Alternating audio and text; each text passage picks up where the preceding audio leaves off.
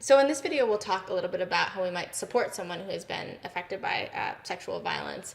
Whether you yourself have been directly affected, it's really likely that we know somebody, a peer, a family member, a friend who has been affected, and even in the university context. So if we can talk a little bit about the ways that we might be able to support someone, talk about what our reactions might be, because I think it can be really difficult to know how we want to react, how we want to support them, and to figure some of that out in advance. Yeah, and that's actually a question that I get quite a lot from people who want to support someone who has experienced sexual violence. And it doesn't matter if someone tells you about something that they have experienced like recently, or they might have experienced a long time ago. And I think it's always kind of, it can be a difficult thing to hear, and it can be a difficult thing to know what to say. And actually a lot of people say, oh God, I just don't know what to say. And one thing that I always say to them is, that's okay. Maybe you can just say, wow, I'm so sorry, and I don't know what to say, you know? And I think everything you say is usually better than silence, because silence is a response that we fear like nothing else. And I think, you know, in terms of immediate response, when someone discloses to you, so tells you for the first time that they've been through this, I think one really important thing is to just listen to them and believe them. And I think, you know, saying that might seem really obvious, you know, obviously believe them. But I think we've talked about that a bit between us, that there are quite a lot of misconceptions of what sexual violence or childhood sexual abuse looks like, because certain stories are told in the media that are actually not very common. So you might think of the creepy stranger. Well, actually, it's much more likely that the perpetrator is someone we know and trust. So that can be a friend, a teacher, a co-worker, a family member, like parents, grandparents, siblings. And I think, you know, just expect the story that you hear might not fit with the thoughts that you have in your mind about sexual violence. Also, I think the perpetrator can be someone you know, and it can be someone you think, oh my God, I could never believe that they could possibly do anything like that. And I think that is actually very typical, because you know, perpetrators blend in quite well, and they're usually, you know, sometimes they are known to be especially nice or respected in the community. So just keep that in mind when you hear experiences of survivors. Yeah, about kind of being very compassionate, being very supportive, and like you said, believing someone, listening to them is really the best thing you can do, and letting them lead and bring forth that information for you. And validate their experience. Yeah, so, you know, survivors, like a lot of survivors really struggle with trusting their own feelings. So just validating, saying like, this was really wrong, this was really not okay. I'm really sorry that this happened to you. I think that's always really good, because if you say nothing, we will think they don't believe us. They think we are to blame. They think we've done something to bring that up on us. Like, we will go through all of these things. So make it really clear that you're on their side. Yeah, and I think you said disclosing that information, bringing it forward, knowing that if somebody is bringing this to you, that you are actually someone that they trust, and holding that and understanding that in a way that you are somebody that somebody feels like they can approach, and that's kind of a unique position to be in. So kind of handling that with care, I think is really important. And it's almost something to be celebrated, because the horrible thing has happened already, and now they're telling you, that means they're in a position to reach out, and they chose you to reach out to. So that's actually something positive. Yeah, absolutely.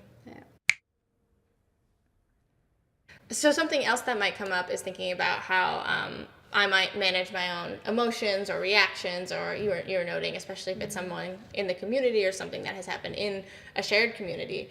What are some of the ways that I can think about managing my own emotional experience? Is it okay to ask questions? That sort of a thing. Yeah, so your emotional response, first of all, is normal. Like, we're human, so we will have an emotional response to something like that, you know, being disclosed to us. Acknowledge your emotions. And, you know, sometimes it can be helpful, especially if you're quite close to the survivor. So if it is a close friend or family member or partner, to kind of seek out spaces where you can talk through your own emotional response, and like process some of your feelings and thoughts, because you know, it's not that helpful to put that on the survivor, because they have to deal with their own like impact. You know, that doesn't mean you shouldn't have these responses, but just like find another space where confidentially you can talk through them. And a lot of support organizations actually have resources and even support services for partners or friends or family members. So you just seek these out and give yourself space to have these responses and to process them. Yeah, absolutely. In terms of questions, that's a really good absolutely. one, because I think generally, yes, it's absolutely okay to ask questions. I think one thing you could be mindful of is to maybe try to ask questions more about how they're feeling, how they're dealing with it, what they need right now, rather than immediately going into like asking details about what has happened. Absolutely.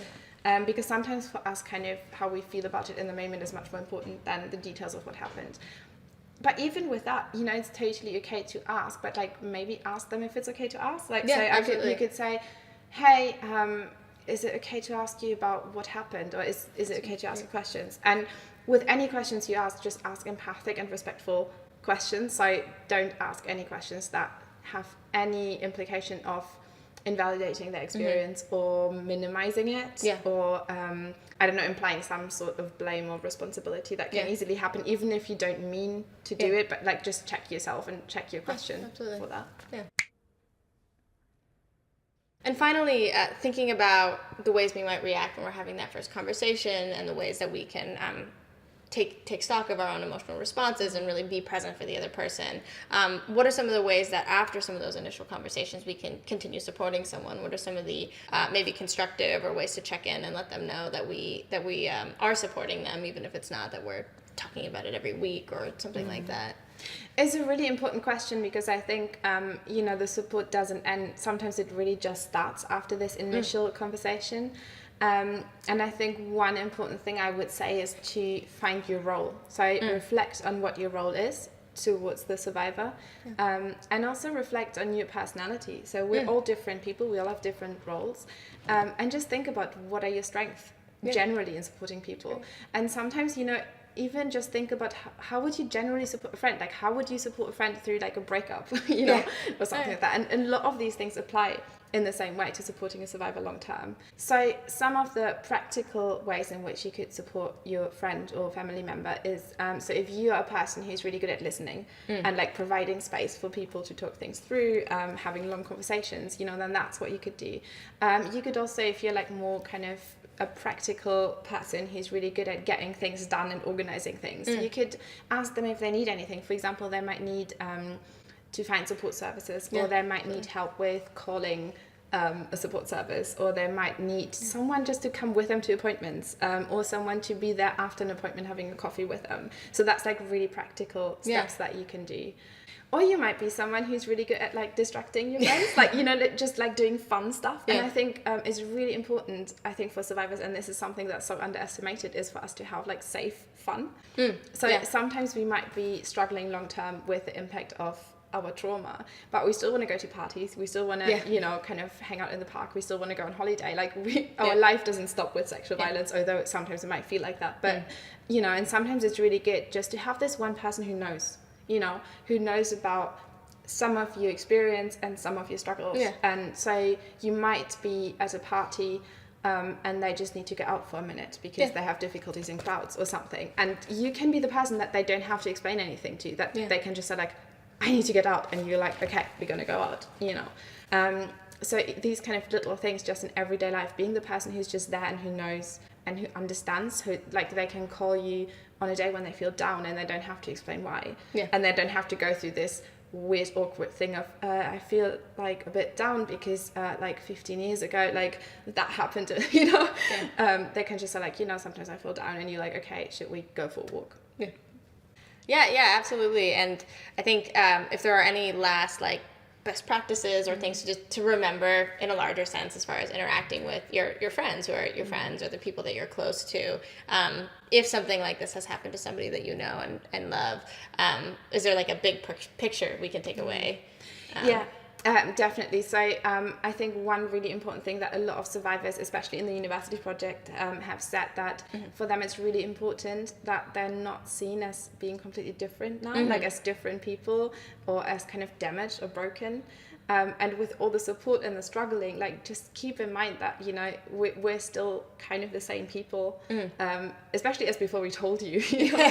But also, you know, we still can be the fun friend or the smart friend or the friend that you lean on, you know, for support. Yeah, absolutely. And a lot of the time, you know, kind of, especially in the long term, like, we're sometimes actually really good people to provide support, you know, because we understand quite a lot of struggling.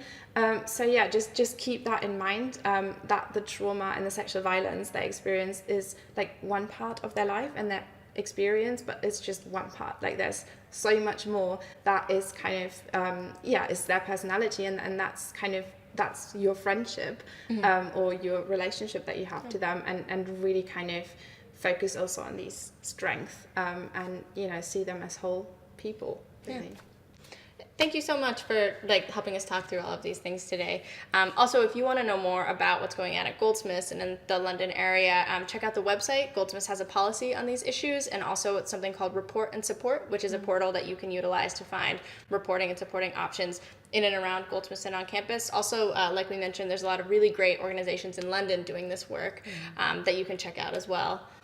And ask us your questions. You know, usually survivors are quite happy to answer your questions about the topics. And if you have any questions generally on how to better support survivors, you know, we're here to answer them.